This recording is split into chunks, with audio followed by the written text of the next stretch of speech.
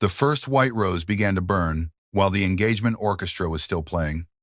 Emma Reed stood beneath a ceiling of crystal chandeliers, surrounded by politicians, business leaders, and men whose expensive jackets concealed loaded weapons. Her hand was still raised toward the central arrangement when a flame moved across the dry edge of a white petal.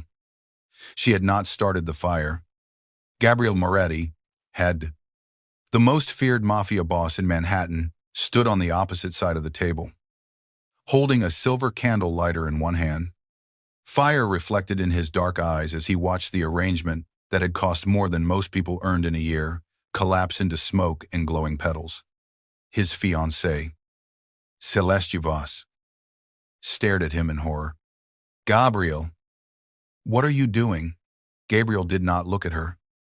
He looked only at Emma. 3 minutes earlier, Celeste had dragged Emma in front of 200 guests and accused her of sabotaging the engagement decorations. Now the white roses that Celeste had demanded were turning black beneath the hand of the man she intended to marry. Gabriel lowered the candle lighter. "Remove every white rose from this estate." Nobody moved. His voice remained quiet. That made the command more terrifying. Bodyguards immediately crossed the ballroom. They tore arrangements from marble tables, pulled garlands from the balconies, and carried enormous baskets toward the open terrace doors. Celeste stepped in front of Gabriel. "Those flowers honored your mother." Gabriel finally turned toward her. "No, they honored the man who hurt her." The orchestra stopped. 100 conversations died at once. Emma felt every face in the ballroom turn toward her, but she could not look away from Gabriel.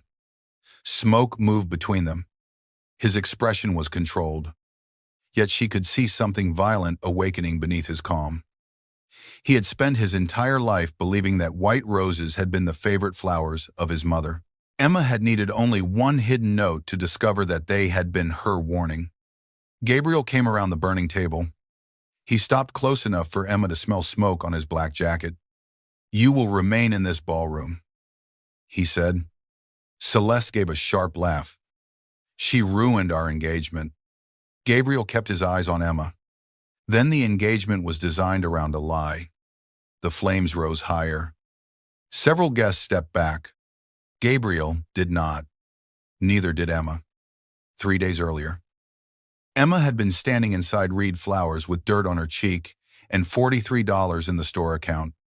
Her flower shop occupied the narrow ground floor of an old brick building in Brooklyn. The front window was slightly crooked. The refrigerator made a clicking sound whenever it became too cold. The gold letters on the door had been painted by her father almost 20 years earlier. The shop was not luxurious, but it was hers. Emma had inherited it after the death of her parents. She had refused several offers from developers who wanted to buy the building. Even when the debts began to grow, flowers were the one language she had always understood. People lied with words every day. Flowers were more honest. A nervous man bought yellow roses when he wanted forgiveness, without admitting guilt. A lonely woman chose lilies when she was ready to release a memory. A grieving child often reached for the brightest flower in the shop because children understood that love did not become colorless after death. Emma never judged what people selected. She only listened. That morning, a woman wearing a gray business suit entered the shop and placed a black envelope on the counter. "My name is Nora Lane. I manage private events for the Moretti estate." Emma looked at the embossed seal on the envelope. Almost everyone in New York knew the Moretti name. The family controlled shipping companies, luxury hotels, construction firms, and several businesses that were never mentioned in newspapers. Rumors connected Gabriel Moretti to disappearances, political scandals, and an underground empire that reached from Boston to Miami. Emma did not follow criminal gossip, but she knew enough to be cautious. What does the Moretti estate need from a flower shop in Brooklyn? Nora looked around the small room. Discretion. That answer should have made Emma refuse. Instead, she opened the envelope. The Moretti family needed a florist to complete the decorations for an engagement celebration in 3 days. The original designer had suddenly left the city. Emma would receive more money for one event than her shop had earned during the previous 6 months. There was one condition. She would work at the estate until the decorations were finished. Emma read the requested flower list. 3,000 white roses. No greenery. No contrasting colors. Only white. Who chose these, Miss Celeste Voss? She says they were the favorite flowers of the late Elena Moretti. Emma studied the list again. An entire ballroom filled with white roses could be beautiful. But it could also feel cold. The absence of texture and color would make the celebration resemble a funeral. Emma looked at the overdue invoices beneath the counter. When do we leave? The Moretti estate stood above the Hudson River behind iron gates and walls of dark stone. Black vehicles lined the circular driveway. Armed guards watched every arriving delivery truck. Emma drove through the gates in her old flower van. The guard at the entrance looked at the faded logo on the side, then looked at her. Deliveries use the service road. I am the florist. He looked at her loose green dress, her brown work boots, and the curves that expensive society women often treated as an offense. The family florist, the new one. He checked the tablet in his hand. Emma, read. That is me. His expression changed slightly when he found her name. Park beside the east greenhouse. Do not enter any room unless someone escorts you. Emma drove past fountains, marble statues, and gardens shaped with military precision. Everything about the estate looked controlled. Even the trees seemed afraid to grow in the wrong direction. The ballroom occupied the eastern wing of the mansion. Tall windows overlooked the river. Workers assembled a stage while decorators covered tables with silk. Thousands of white roses waited in refrigerated containers. Emma touched one bloom. The roses were perfect. That was part of the problem. They had been grown to appear identical. Their stems were straight. Their petals were untouched. They carried almost no scent. They were beautiful without feeling alive. Celeste Voss entered the ballroom while Emma was examining the flowers. She was tall, slender, and dressed in cream silk. Diamonds circled her throat. Two assistants followed her with tablets in their hands. Celeste stopped several feet from Emma. You are the replacement, Emma turned. Emma read. Celeste did not offer her hand. Nora said you could finish the installation quickly. I can. The central arrangement must be 12 feet wide. White roses only. The balcony garlands must be full enough to hide the stone railing. Emma glanced around the ballroom. May I add eucalyptus or dark leaves for depth? No. A small amount of greenery would make the roses appear brighter. I did not hire you to reinterpret instructions. Emma met her gaze. You hired me because the other florist left. The assistants became very still. Celeste smiled. But there was no warmth in it. The other florist failed to understand the importance of the occasion. I hope you are more adaptable. Emma should have lowered her eyes. She did not. She walked toward the central table and measured the space. Why did Elena Moretti love white roses? Celeste looked surprised by the question. They represented purity. Did she grow them here? Her husband sent them to her constantly. Emma paused. Constantly. After disagreements, after difficult evenings, whenever he wanted peace restored. Something about the answer unsettled Emma. Flowers sent after every disagreement were not always romantic. Sometimes they were a pattern. An apology repeated so often that the apology became part of the harm. Celeste turned away. Gabriel wants the engagement to preserve the memory of his mother. Do not complicate something sacred. The doors opened behind her. The entire ballroom seemed to react before Emma knew why. Workers straightened. Guards moved closer to the walls. Celeste immediately softened her expression.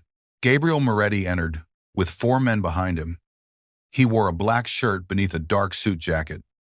No tie. No visible weapon. He did not need one to appear dangerous. He was taller than Emma expected. His face was sharply controlled, and a faint scar crossed the side of his right hand. Everyone watched him while pretending not to. Gabriel looked first at Celeste. Then his attention shifted to Emma. He examined her with the calm suspicion of a man deciding whether she belonged in his home. "Who is she?" Celeste approached him. "The replacement florist." Emma did not like being discussed as if she were furniture. "Emma Reed." Gabriel looked at her directly. "You have access to the East Wing for 3 days. My guards will inspect every case and container you bring inside. Then they should begin now. The roses will not survive if they remain outside their coolers." One of the men behind Gabriel raised his eyebrows. Gabriel did not. "You are not frightened of me." Emma picked up a pair of pruning shears. "I have not decided yet." For the first time, something almost human moved through his expression. Not amusement, interest. Celeste touched his arm. "Gabriel, we have a meeting." He let her guide him toward the doors. But his gaze remained on Emma for another second. That second was long enough to make her uncomfortable. It was also long enough to make Celeste notice. Emma worked until sunset. She built the central structure with hidden wire, water tubes, and layered supports. Her assistants returned to Brooklyn after the guards completed their inspections. Emma remained because the estate staff did not permit outside workers after dark. At 7, Nora brought her a tray of food. "You can sleep in the guest apartment beside the greenhouse." Emma wiped her hands. Why did the first florist leave? Nora hesitated. Miss Voss disliked his attitude. That did not answer the question. Did he resign? He left. Voluntarily. Nora looked toward a security camera in the corner. "Finish the flowers." "Miss Reed." "Then go home." Emma understood the warning. Later that night, she searched the estate storage rooms for antique vases listed on the event plan. Most were already in the ballroom. But one large porcelain vase was missing. A staff member told her it might be inside the old conservatory. The conservatory had belonged to Elena Moretti. It had been locked since her death. Emma expected a guard to refuse her entry. But the door had been left slightly open. Moonlight came through dusty glass panels. Dead vines curled around iron trellises. Clay pots remained on wooden shelves as though someone had abandoned them in the middle of a normal afternoon. At the far end of the room, Emma found the vase. It was painted with red roses. She brushed dust from the rim and noticed something folded beneath the inner base. The vase had a false bottom. Emma reached inside and removed a small envelope. The paper was brittle. A single word had been written across it. Gabriel. Emma should have placed it back. Instead, she opened it. The note was written by a woman who knew she might not survive the night. My Gabriel. White roses do not mean love. Your father sends them after he hurts me. He sent them after he broke the greenhouse door. He sent them after he locked you away from me. He sent them tonight because he knows I am leaving. Marco stopped the car once. I am afraid he will stop it again. If I do not reach the station, do not believe that I changed my mind. I am taking you somewhere safe. Remember the red roses beside the eastern wall. They grew even after he ordered them cut down. Choose what survives. Your mother. Emma read the note twice. A sound came from behind her. The conservatory door closed. She turned. Gabriel stood between her and the exit. He had removed his jacket. The sleeves of his black shirt were folded to his forearms. His expression was colder than it had been in the ballroom. What are you holding? Emma folded the note carefully. It was hidden inside the vase. He approached her. Give it to me. She extended the paper. Gabriel took it without touching her fingers. At first, his face revealed nothing. Then he reached the line about white roses. His jaw tightened. He read the name, Marco. His entire body became still. Emma watched him reach the final sentence. For several seconds, he said nothing. Then he looked at her. Who else has seen this? Nobody. Why were you here? I needed the vase for the engagement. The conservatory is locked. The door was open. It is never open. Emma looked toward the entrance. Then someone wanted me to find it. Gabriel folded the note. Or someone wanted to know what you would do after finding it. The implication chilled her. You think I planted it? I think strangers do not wander into sealed rooms inside my home by accident. I am a florist looking for a vase. You are holding a letter written by my mother on the night she died. Emma stepped closer, even though every instinct told her to create distance. Then stop looking at me as though I killed her. The silence between them changed. Most people would have apologized. Emma did not. Gabriel placed the note inside his shirt pocket. My mother died in a car accident when I was 9. Was Marco driving? No. Marco Bellini was the head of security for my father. The note says he stopped the car. Gabriel looked through the dark glass toward the river. Marco claimed that my mother was unstable before her death. He said she often threatened to leave, then changed her mind. Emma felt anger rising. A woman does not hide a final letter inside a flower vase because she is uncertain. Gabriel turned back toward her. You knew her for less than 1 minute through a piece of paper. Sometimes 1 honest minute reveals more than years of polished lies. He studied her face.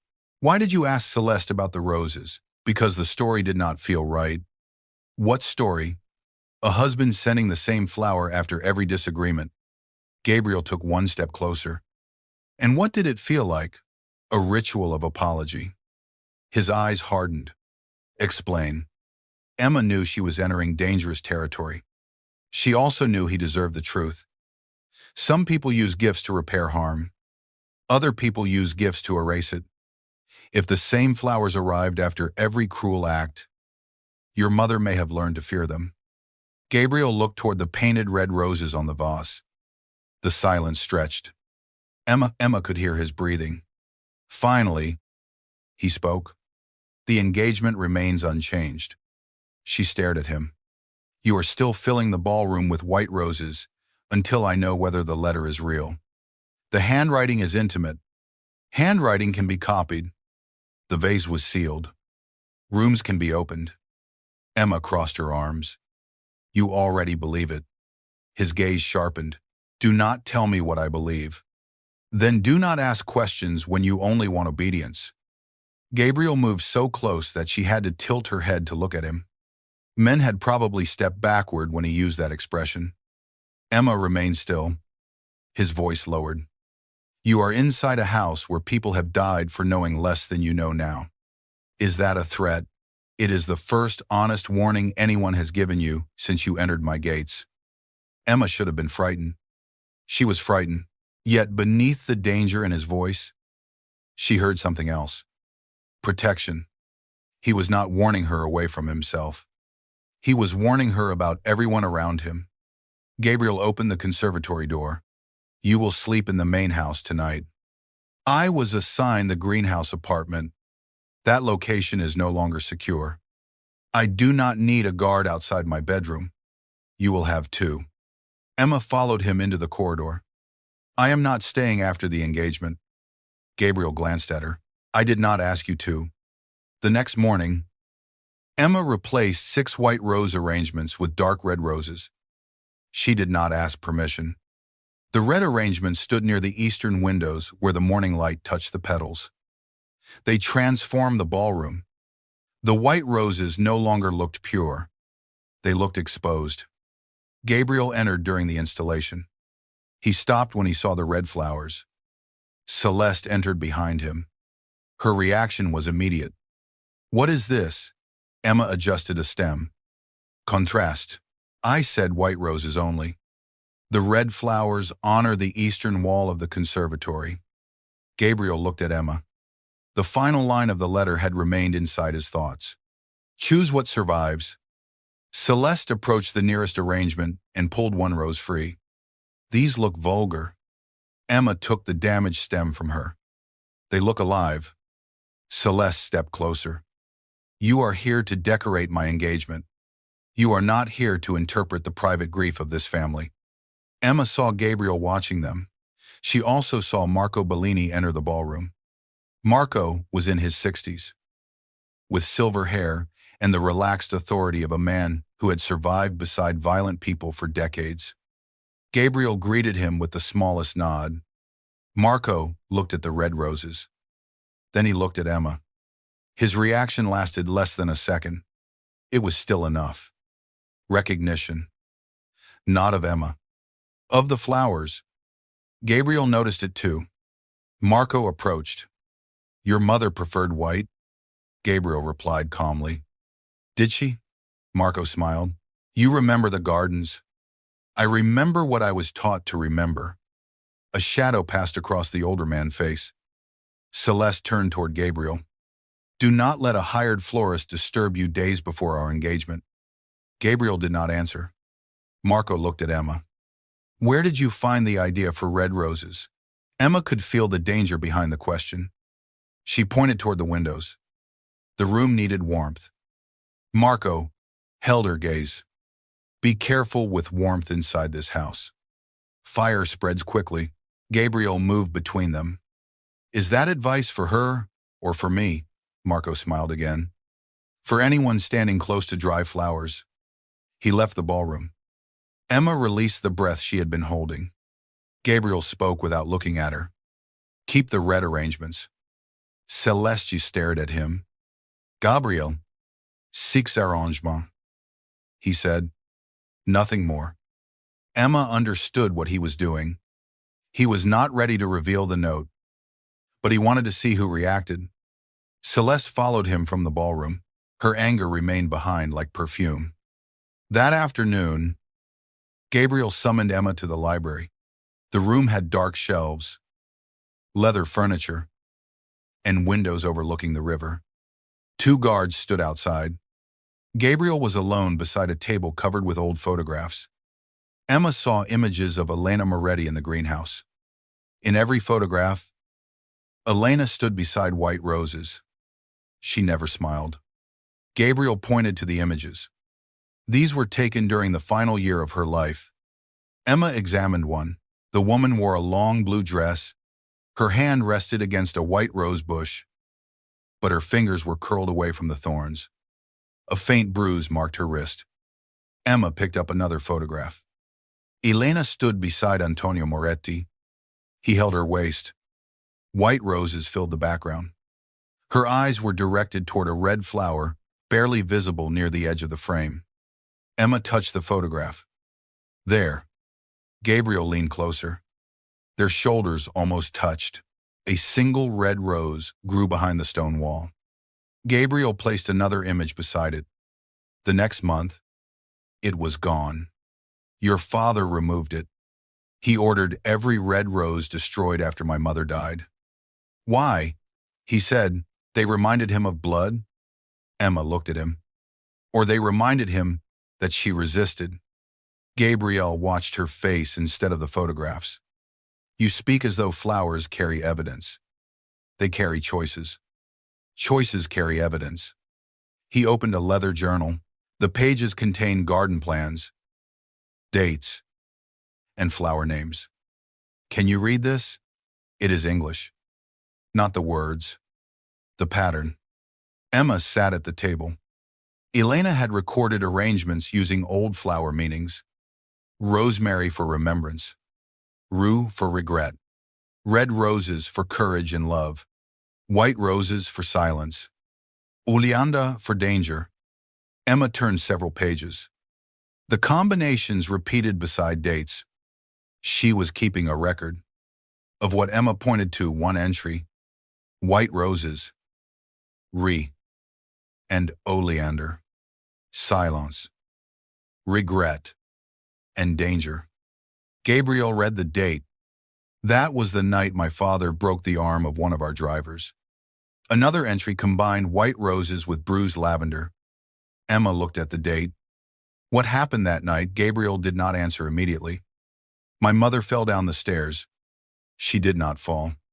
His eyes lifted to hers. You cannot know that. No. But she wrote silence beside injury. Gabriel placed both hands on the table. His scarred knuckles whitened. Emma closed the journal. You do not have to read everything today. I have spent 26 years waiting to read it. The control in his voice broke for one moment. Emma saw the 9-year-old boy beneath the Mafia boss. A child who had been taught that his mother was fragile, dishonest, and responsible for her own death. Her hand moved toward his. She stopped before touching him. Gabriel noticed. His gaze dropped to the small distance between their hands. Why did you stop? Because I do not know whether you need comfort or space. Most people assume I need obedience. You do not. His eyes returned to hers. What do I need? The truth. Something dangerous passed between them. Not desire alone. Recognition. Gabriel slowly moved his hand until his fingers rested beside hers. Close enough to touch, but not touching. Then a gunshot shattered the library window. Gabriel moved before Emma understood the sound. He pulled her from the chair and covered her body with his. Glass exploded across the carpet. A second bullet struck the wall. Guards rushed inside. Gabriel drew a weapon from beneath the table. Emma was pressed against his chest.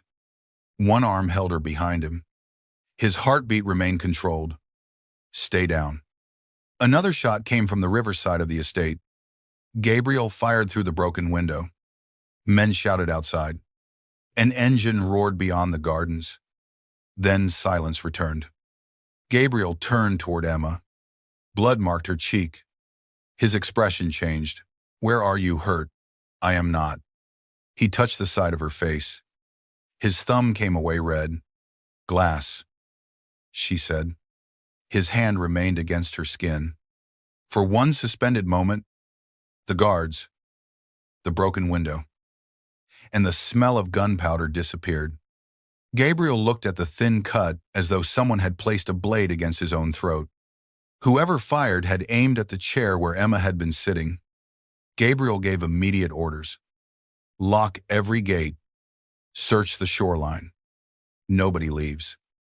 Emma stood. The shot was meant for me. Gabriel did not deny it. Only 3 people knew you were in this room. You, Nora, the guards, and Celeste, he said. Emma looked at him. How she saw you enter.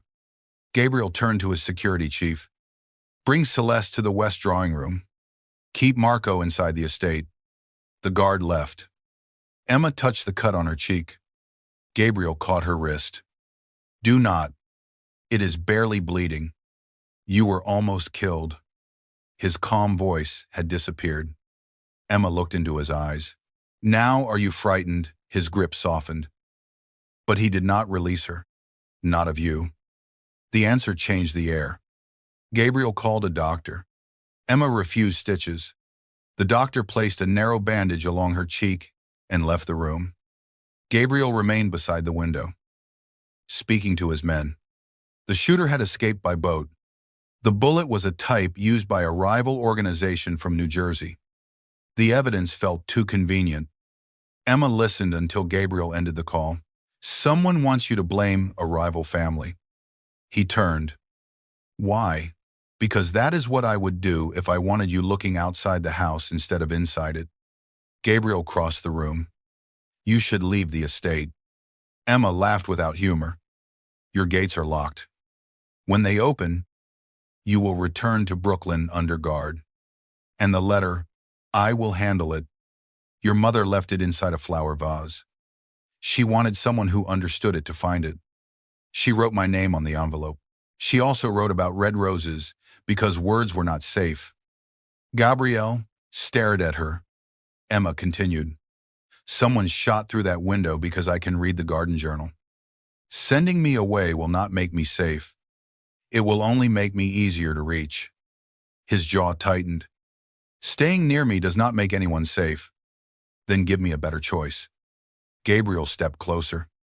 There is no better choice. That was the first time Emma saw fear in him. Not fear of a bullet. Fear of attachment. Gabriel had built his life around control. Protecting a stranger was strategy. Needing her alive was something else. Emma pulled her wrist from his hand. I will finish the engagement flowers. I will help you understand the journal. After that, I leave. He looked at the bandage on her cheek. You believe you can walk away from this house after learning who killed my mother. I believe I can walk away from any man who thinks protection gives him ownership. Gabriel became very still. Did someone teach you that lesson? My father loved my mother. He also believed love gave him the right to decide everything for her. Where she worked, who she spoke to, how money was spent. He was not cruel, but every small decision became a wall. Why did she stay? Because she loved him. Because leaving is not simple when affection and control live in the same house.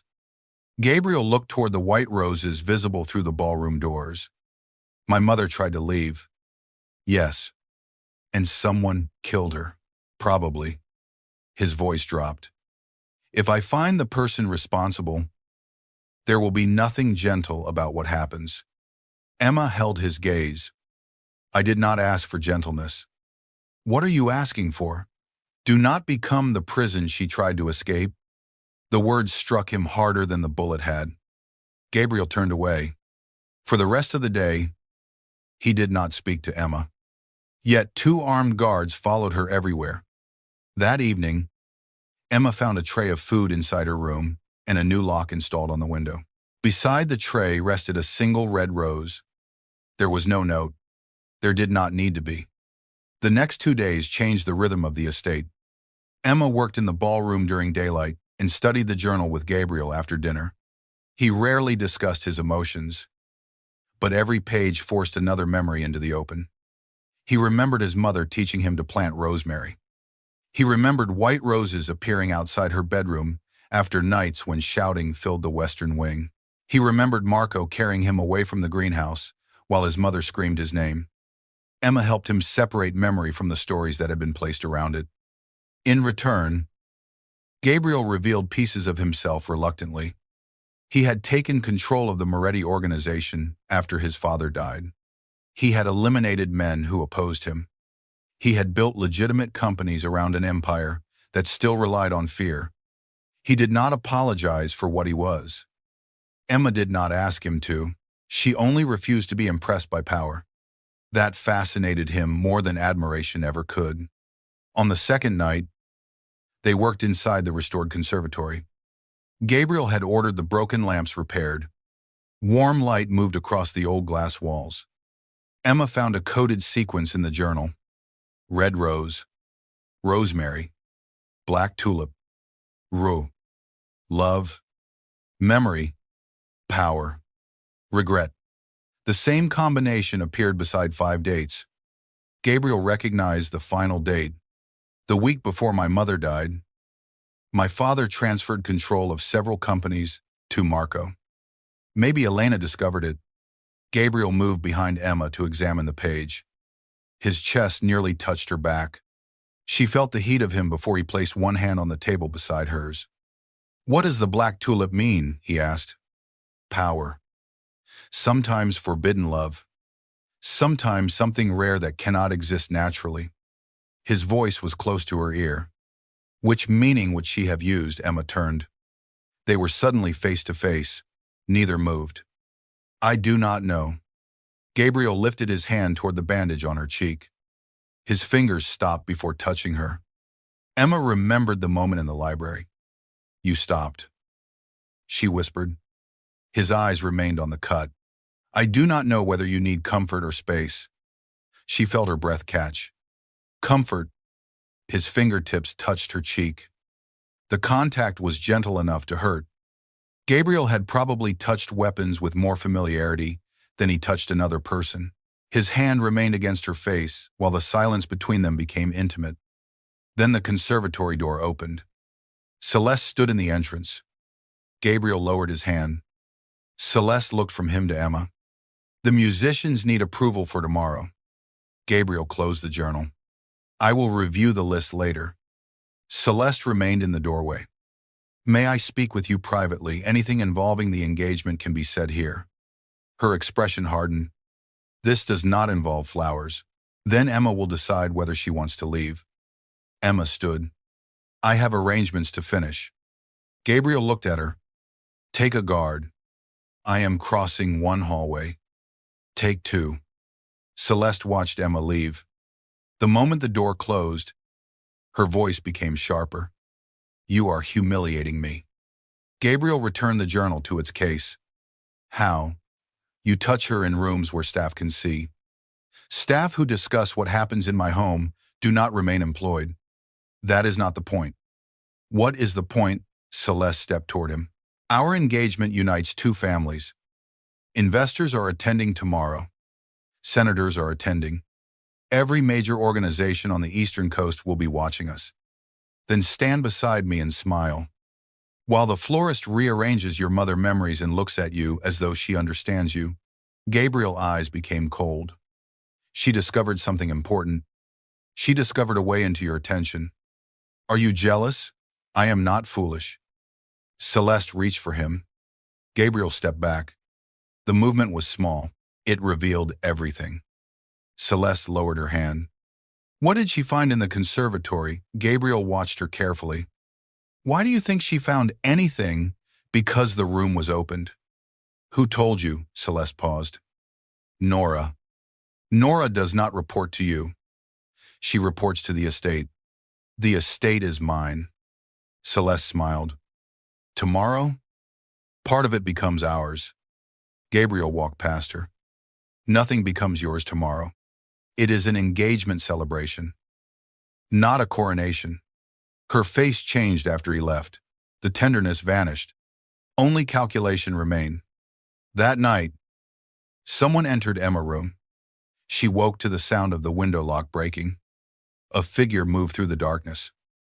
Emma rolled from the bed as a gloved hand reached for her. She grabbed the lamp and struck the intruder across the shoulder. The man cursed.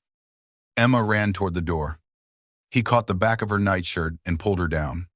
She kicked hard, reached the security button beside the bed, and pressed it. The alarm did not sound. The button had been disconnected. The intruder wrapped an arm around her throat. Give me the letter. I do not have it. He tightened his grip. Where did Moretti put it? Emma drove her elbow backward. He released her for 1 second. The bedroom door exploded inward. Gabriel entered with a weapon raised. The intruder pulled Emma in front of him and placed a knife against her throat. Gabriel stopped. His expression was terrifyingly calm. Release her. Drop the gun. Gabriel lowered the weapon. Emma felt the blade press closer. The intruder moved toward the broken window. Gabriel looked directly at Emma. His eyes shifted once toward the floor. Emma understood. She let her knees collapse. The intruder lost his shield. Gabriel fired. The bullet struck the man's shoulder. Guards rushed into the room and dragged him away from Emma. Gabriel reached her before anyone else. He pulled her against his chest. For several seconds, his arms held her too tightly. Emma could feel the violence in his breathing. Are you hurt? No. The knife touched you. It did not cut me. Gabriel lifted her face and examined her throat. His hands were shaking. The Mafia boss who had remained calm beneath gunfire was shaking. Emma touched his wrist. Gabriel. His eyes met hers. The man asked about the letter. I heard him. The security alarm was disconnected. Only my senior staff can access that system. He pulled off his jacket and placed it around her shoulders. Then he turned toward his guards. Keep him alive. The order carried more menace than an execution. Gabriel escorted Emma to his private rooms. She stopped at the entrance. I can stay in another guest room. No. Your guards can watch the hallway. No. She looked at him. You cannot answer every disagreement with one word. Tonight I can. Emma entered only because she saw the fear he was trying to hide. His bedroom was larger than her entire apartment. Dark windows overlooked the river. A single painting of the old conservatory hung above the fireplace. Gabriel placed his weapon on the table. You will sleep here. Where will you sleep? Outside the door. That is absurd.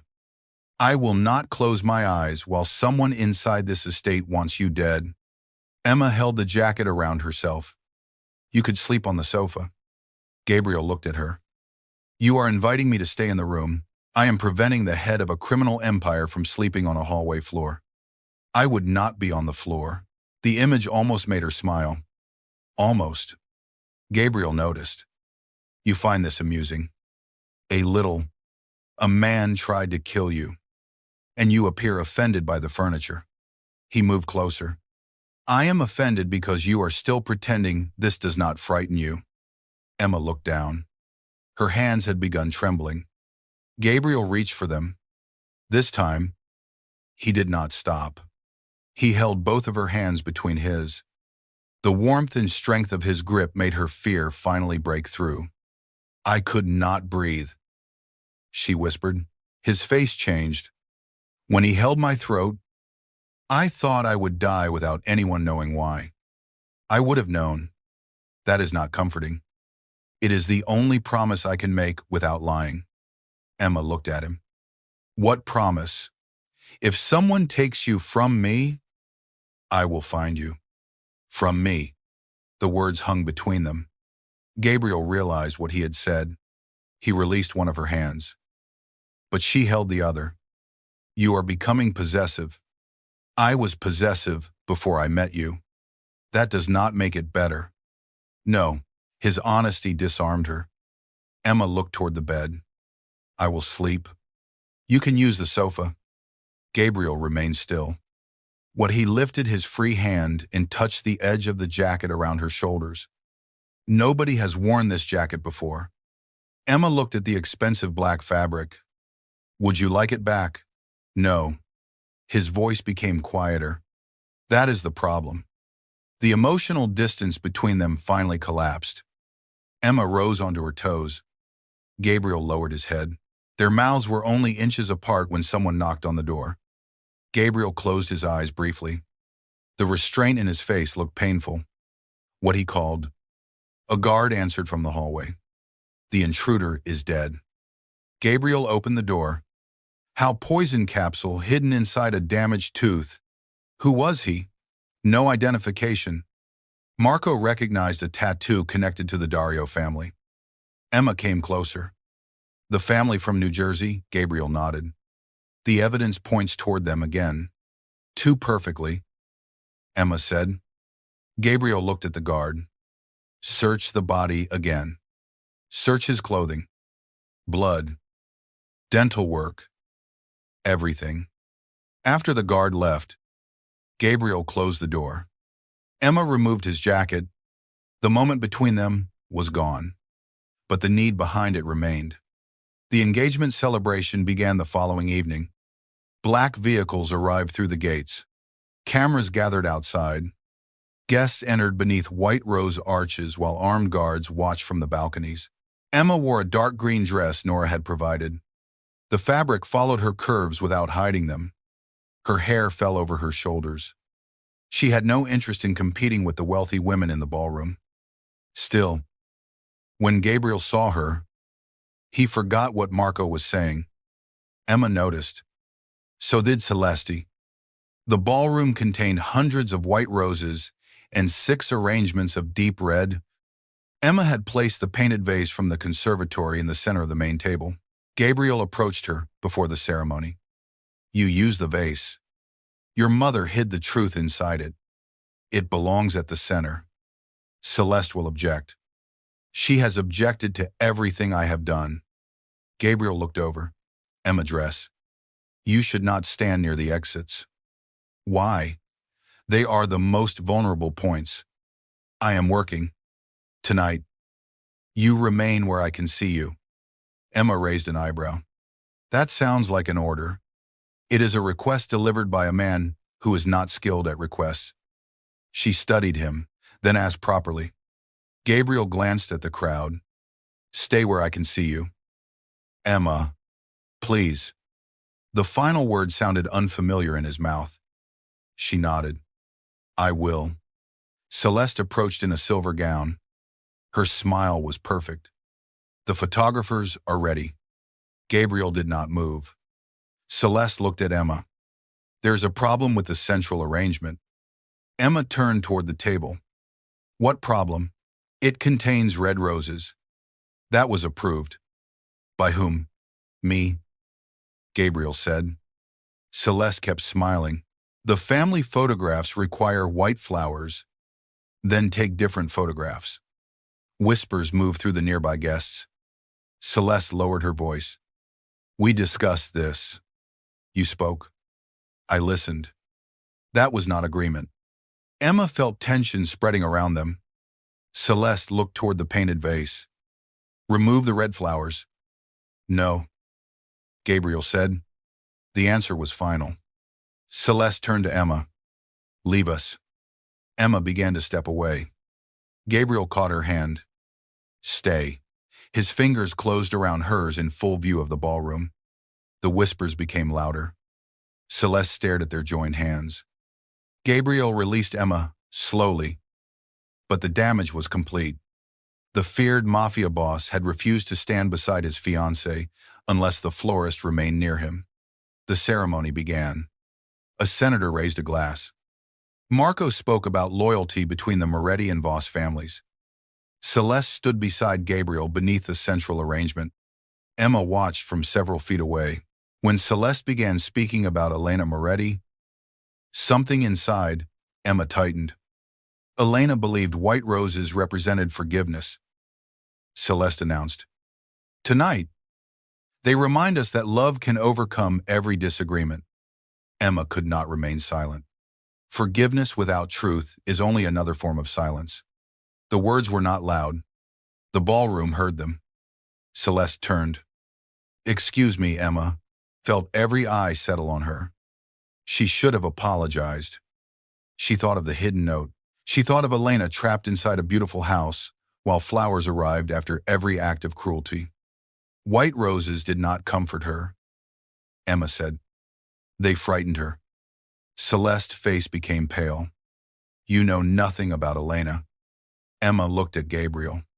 He had not given her permission to reveal the letter. His expression remained unreadable. Celeste stepped from the stage. This woman was hired to arrange flowers. Instead, she replaced my designs, entered private rooms, and invented a disgusting story about a dead woman. Gabriel spoke. Enough. Celeste ignored him. She took Emma's arm and pulled her toward the central table. Tell everyone what you claimed. Emma removed her arm. I did not claim anything. Then why did you put red roses inside an engagement dedicated to the mother of Gabriel? Because Elena wrote that white roses arrived after her husband hurt her. The ballroom fell silent. Marco stopped moving. Celeste looked toward Gabriel. She is lying. Gabriel's eyes remained on Marco. Emma continued. Elena planned to leave on the night she died. Marco reached beneath his jacket. Gabriel's bodyguards reacted instantly. Weapons appeared around the ballroom. Guests screamed and moved away from the tables. Marco slowly raised his empty hands. Habit, he said. Gabriel looked at Emma. Tell me why you changed the flowers. She held his gaze. Because your mother asked you to choose what survived. Gabriel looked at the white arrangement above the table. Then he lifted the silver candle lighter. Celeste stepped toward him. Gabriel, do not. He touched the flame to a white petal. Fire moved across the arrangement. The orchestra stopped playing. Gabriel watched the roses burn. Remove every white rose from this estate. The order changed everything. Bodyguards tore the arrangements from the ballroom, while smoke rose toward the chandeliers. Celeste accused Emma of destroying the engagement. Gabriel replied without looking at her. Then the engagement was designed around a lie. He turned toward Emma. You will remain in this ballroom. Celeste's voice shook with rage. Why? Gabriel looked at his fiancée. Because she is the only person here who told me the truth before knowing whether it would cost her life. The celebration ended in chaos. Guests fled from the estate. Reporters photographed smoke above the terraces. By midnight, every news station in New York carried images of the Moretti engagement burning. The public called it a romantic scandal. The criminal world understood it as a fracture between two powerful families. Celeste refused to leave the estate.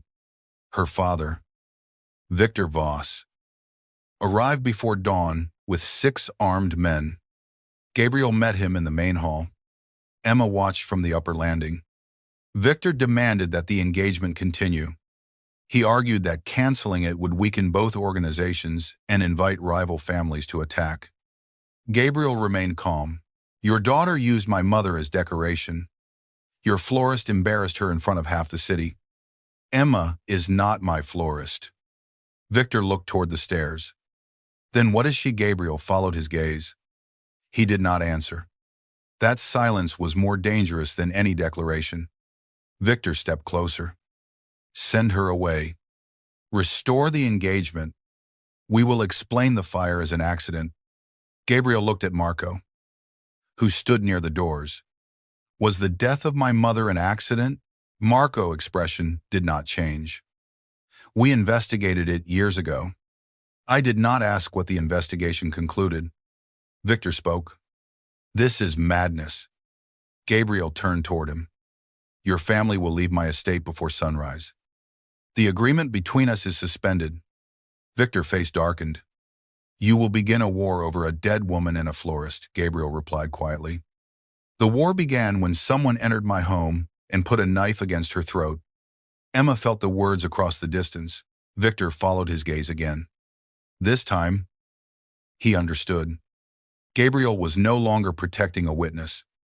He was protecting the woman he could not bear to lose. After Victor left, Emma entered the library with Gabriel. The original note waited inside a locked glass case.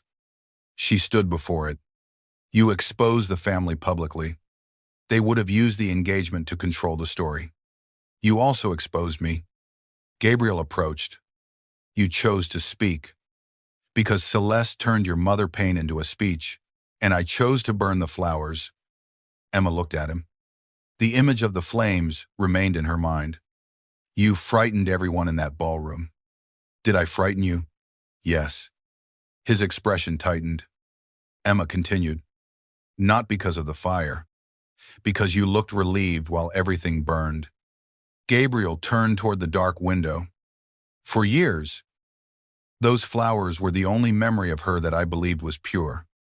Now you know they were not. Now I know nothing was. Emma moved beside him. That is not true. She loved you. You know that from one note, she was trying to take you with her. Gabriel closed his eyes. I remembered something during the fire. What? The night she died, she came into my room wearing a red coat.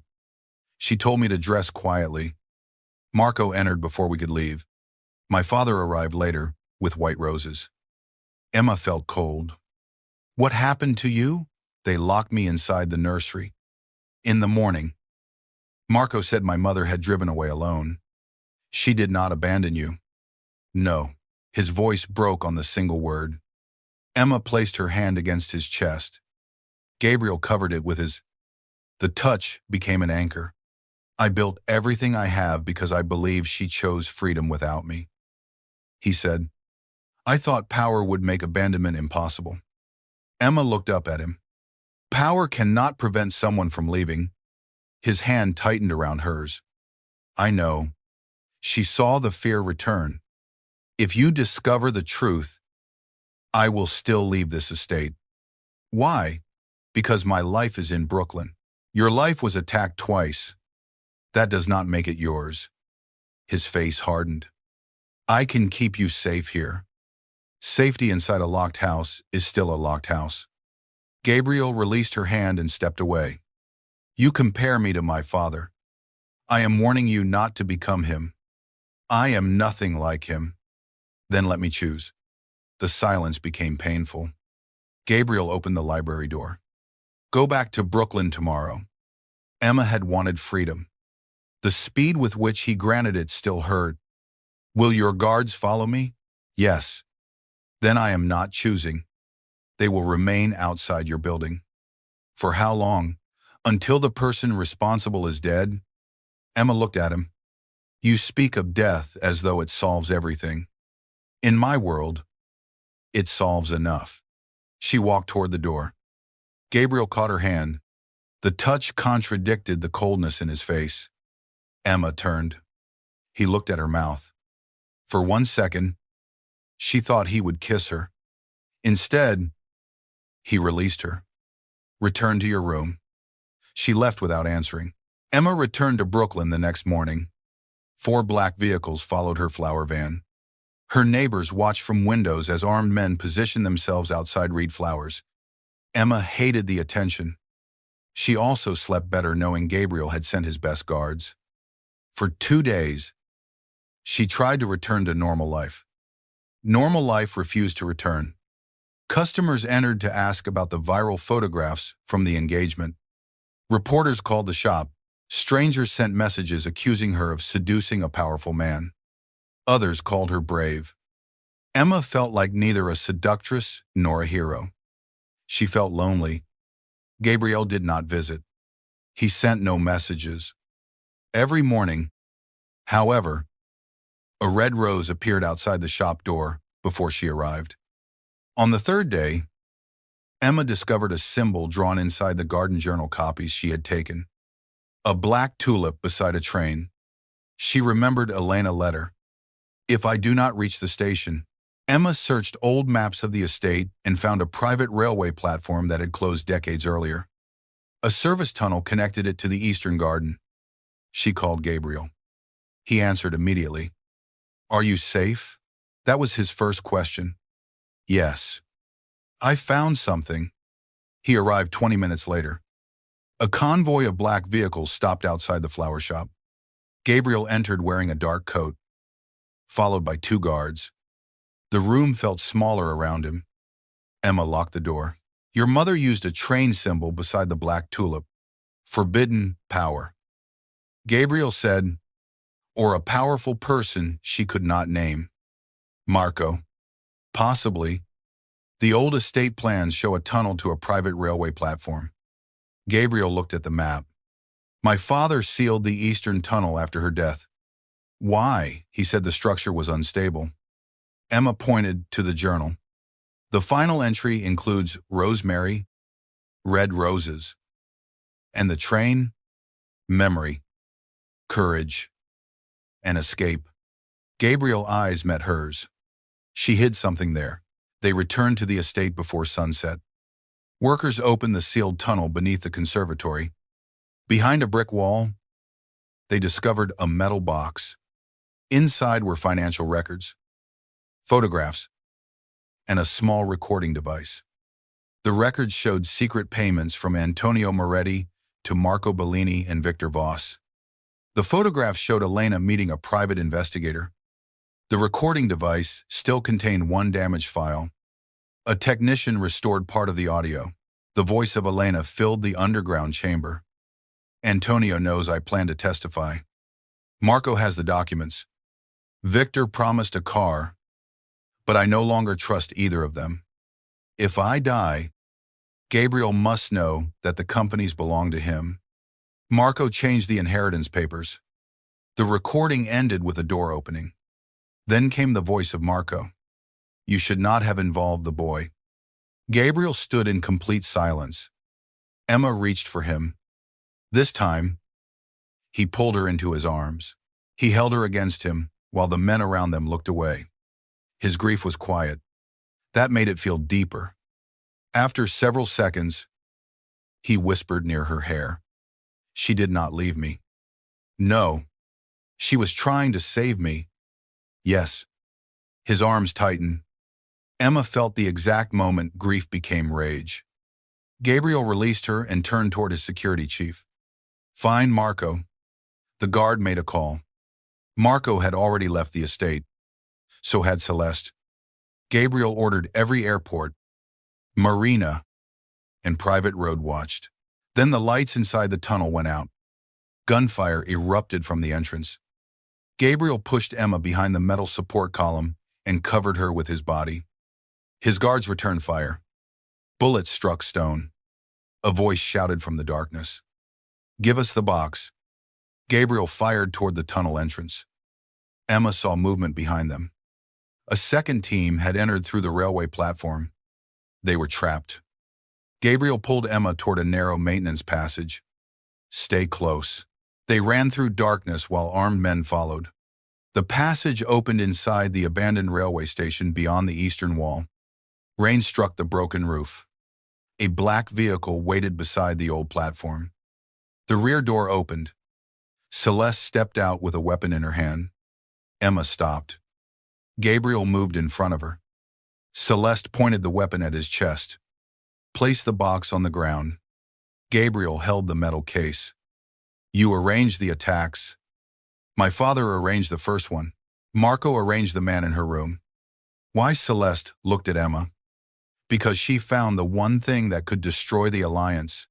Emma spoke. The truth. No. His weakness. Celeste looked at Gabriel. You were raised to survive betrayal, war, and blood. Then a florist walked into your house. And within 3 days you were willing to burn your own empire for her. Gabriel's voice remained calm. You mistake the empire for the decorations around it. Celeste raised the weapon toward Emma. Give me the box. Gabriel placed it on the ground. Emma stared at him. Celeste smiled. Move away from her. Gabriel took one step to the side. Another. Emma understood from his expression that he had a plan. Celeste approached the box. Gabriel moved. He caught her wrist before she could fire. The weapon discharged into the roof. Emma kicked the box away. Gunfire erupted behind them as the Moretti guards reached the platform. Celeste struck Gabriel with the weapon and turned toward Emma. She fired. Gabriel stepped between them. The bullet entered his side. He fell to one knee. Emma screamed his name. Celeste aimed again. Emma grabbed a broken wooden board and struck Celeste's arm. The weapon fell between the railway tracks. Celeste attacked her. They struggled near the edge of the platform. Emma was stronger. But Celeste fought with desperate cruelty.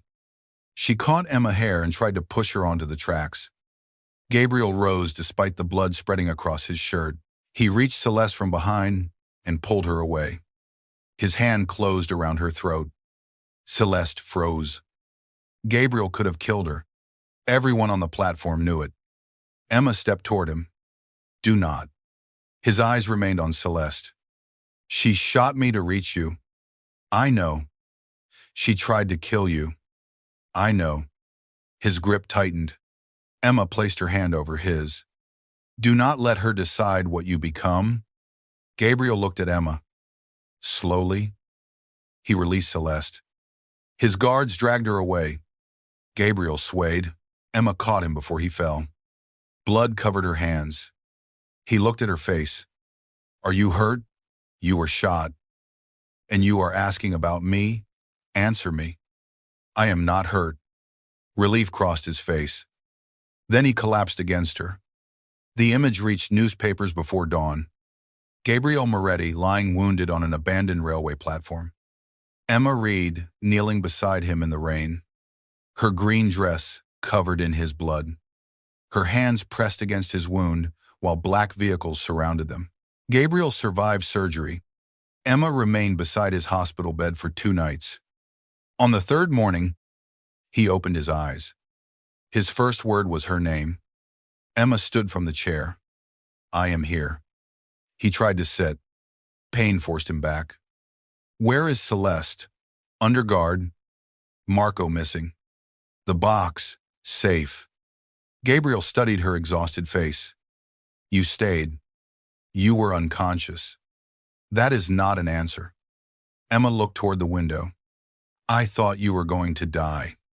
He reached for her hand. You asked me not to become my father. Yes.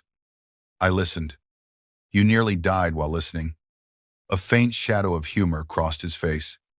I will improve the timing. Emma sat beside him. Celeste said I was your weakness.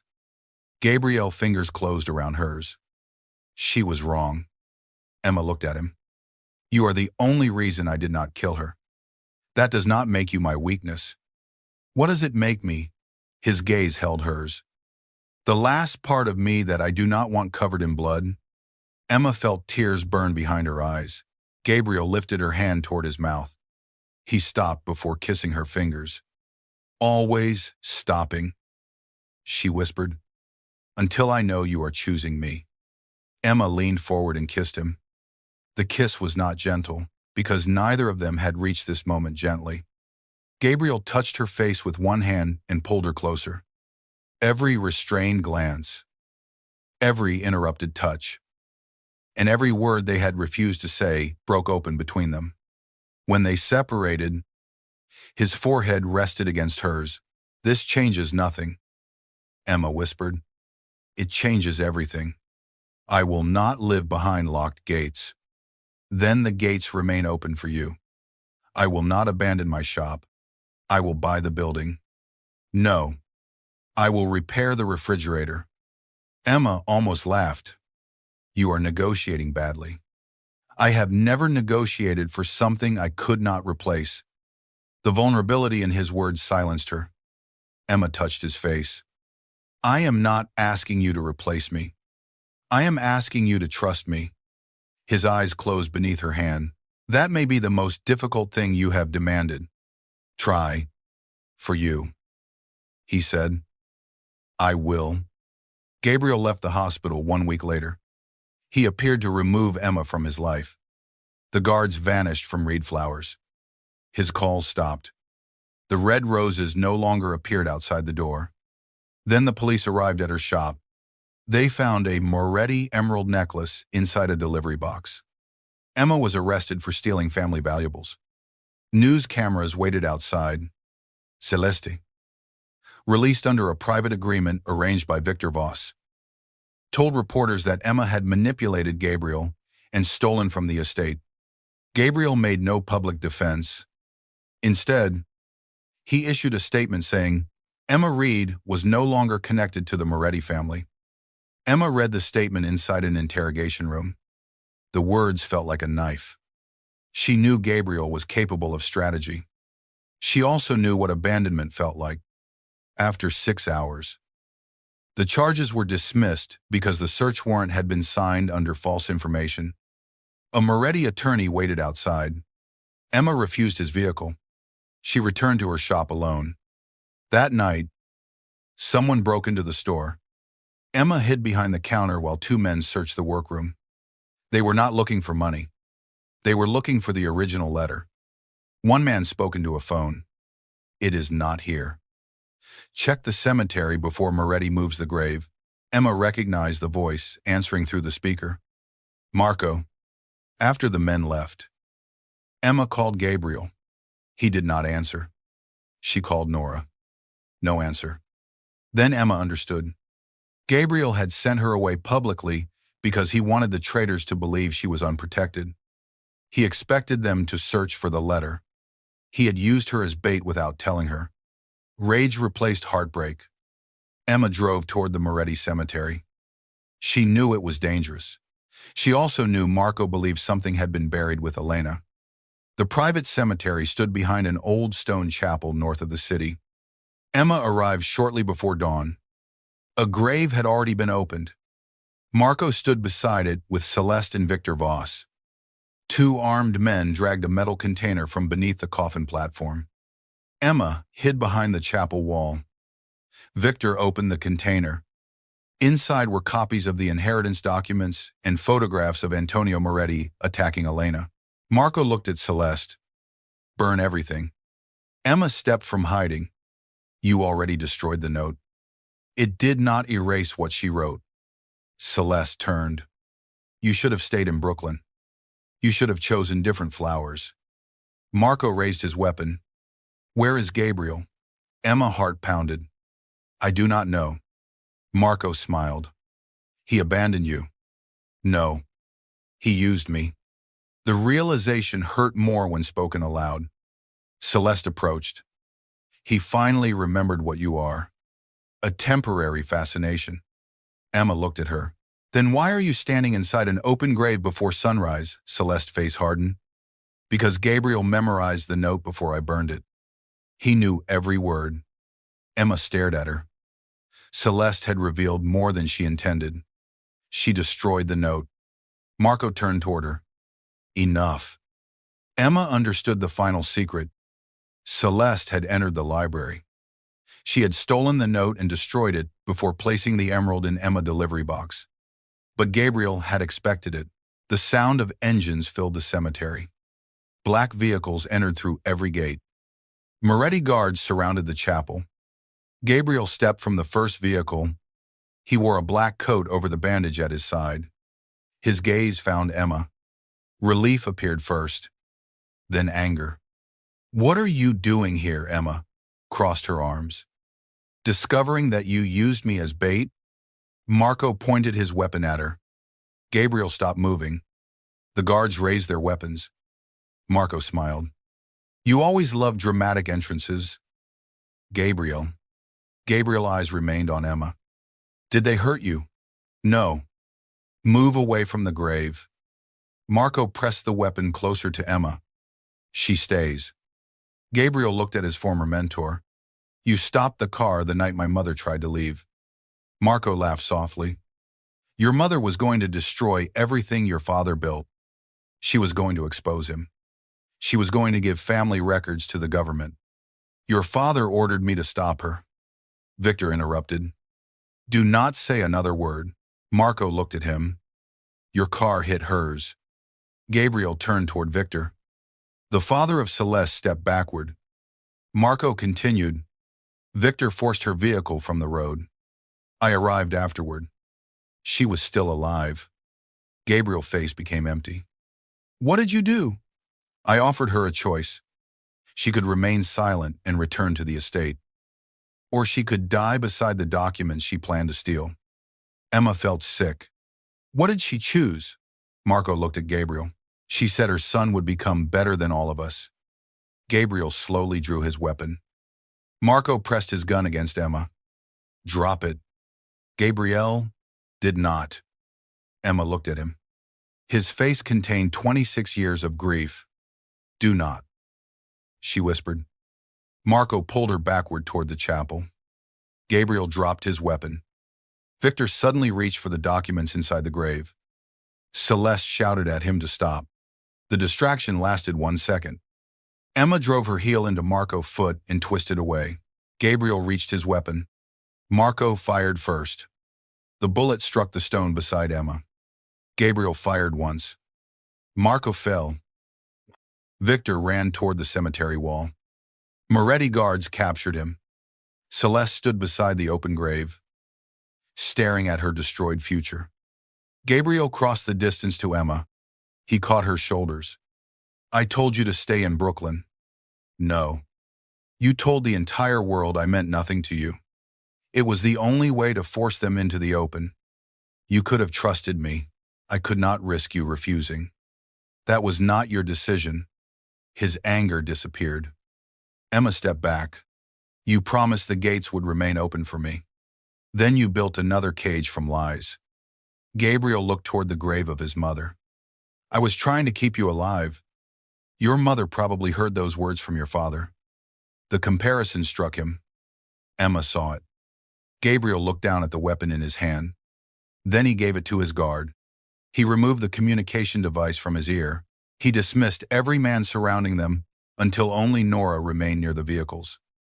Gabriel stood before Emma without guards, weapons, or commands.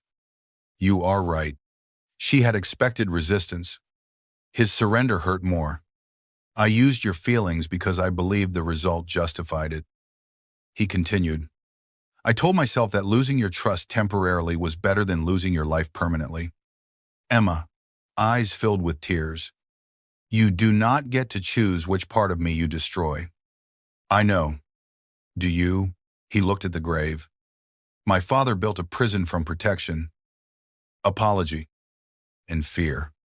I believed I would recognize the walls because mine would look different." Emma remained silent. Gabriel faced her again. "I love you." The words carried no performance, no power, only truth. He continued. "I love you enough to know that saying it does not repair what I did. I love you enough to let you leave. I love you enough to accept that you may never return. Emma looked at the feared Mafia boss, standing alone beside the grave of his mother. For the first time, Gabriel was not trying to control the ending. She walked away. He did not stop her. 3 weeks passed. Marco died from his wound after giving a full confession. Victor Voss lost control of his organization and faced charges created from the evidence Elena had hidden. Celeste disappeared from New York society under permanent Moretti surveillance. Gabriel canceled the engagement publicly. He also released documents proving that Elena had tried to expose years of violence and corruption. The world stopped remembering her as the delicate wife who loved white roses. People began remembering her as a woman who tried to escape. Emma reopened her flower shop. The refrigerator no longer clicked. A repair company had replaced the damaged motor without charge. Emma knew who had arranged it. But Gabriel never mentioned it. He did not visit. He did not send roses. He kept the promise he had finally learned to make. He gave her space. One morning, Nora entered the shop, carrying the painted vase from the conservatory. Emma stared at it. Gabriel asked me to return this to you. It belongs to his family. He said the truth survived because you found it. Emma touched the painted red roses. Is he well? Nora smiled faintly. No. Emma looked up. You asked. That afternoon, Emma drove to the Moretti cemetery. Gabriel stood beside the grave of his mother. The white roses had been removed. Bare soil surrounded the headstone. A shovel rested nearby. Gabriel turned when he heard her approach. He did not move toward her. Emma carried the painted vase in both hands. You gave this away. It was never mine. Neither was the letter. No. But she wrote it for you. Gabriel looked at the grave. I memorized every word. Emma placed the vase beside the headstone. What are you planting? Nothing yet. You do not know how to give orders to gardeners. That is not the same thing. No. Emma opened the bag she had brought. Inside rested a young red rose plant and several stems of rosemary. Gabriel watched her kneel beside the grave. Red roses for courage, she said. Rosemary for memory. He knelt opposite her. What grows between them? Emma looked into his eyes. That depends on the care they receive. Together. They placed the roots into the soil. Gabriel covered them gently. His hands, marked by scars and violence, moved with unexpected patience. When they finished, Emma sat back. Gabriel did not reach for her. He waited. I am still angry, she said. You should be. I do not know whether I can trust you completely. I will not ask you to. You will have to earn it. Every day, my shop stays mine. Yes. My choices stay mine. Yes. You do not place guards outside my door without telling me. His expression tightened. That condition may require negotiation. Emma raised an eyebrow. Gabriel lowered his head. I will tell you. She almost smiled. Almost. What happens when you become frightened again? I tell you the truth before I create a strategy. What happens when I disagree? I listen. And if you hate my decision, I leave the gate open. Emma reached across the fresh soil. Gabriel looked at her hand. Then he took it. She felt the careful strength in his grip. No possession. No command. A choice offered and returned. Emma moved closer. Gabriel touched her cheek where the cut from the library had healed. I thought you would never come back. I almost did not. What changed? Your mother asked you to choose what survived. His eyes darkened with emotion. And what survived? Emma looked at the red rose planted between them. The truth. She kissed him beneath the pale afternoon sky. There were no cameras. No chandeliers. And no burning ballroom. Only the grave of a woman who had fought to escape. The man who had finally understood her courage. And the woman who refused to love him inside a cage. Months later, the Eastern Conservatory opened again. Emma redesigned it with red roses. rosemary, wild lavender, and flowers that were allowed to grow beyond perfect lines. Gabriel never ordered a single white rose destroyed again. He simply stopped giving it power. Reed Flowers remained in Brooklyn. Gabriel visited after closing, usually with ridiculous excuses about arrangements needed for hotels that already employed professional designers. Emma always knew why he came. He came because her small shop was the only place where nobody feared him. He repaired shelves badly. He carried heavy soil bags without being asked. He learned the difference between flowers given as apology and flowers given with changed behavior. One evening, Emma found him standing outside the shop with a red rose in his hand. "Who is that for?" she asked. Gabriel looked at the flower. "A woman who taught me that love is not proven by what a man gives after causing pain. How is it proven? By what he chooses not to destroy." Emma opened the door.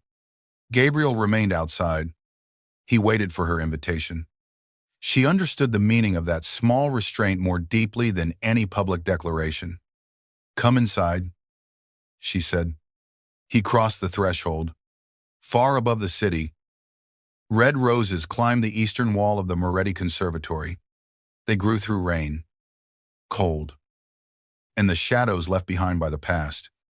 Nobody ordered them cut down. Nobody locked the garden. And beside the grave of Elena Moretti, the first red rose opened beneath the morning sun.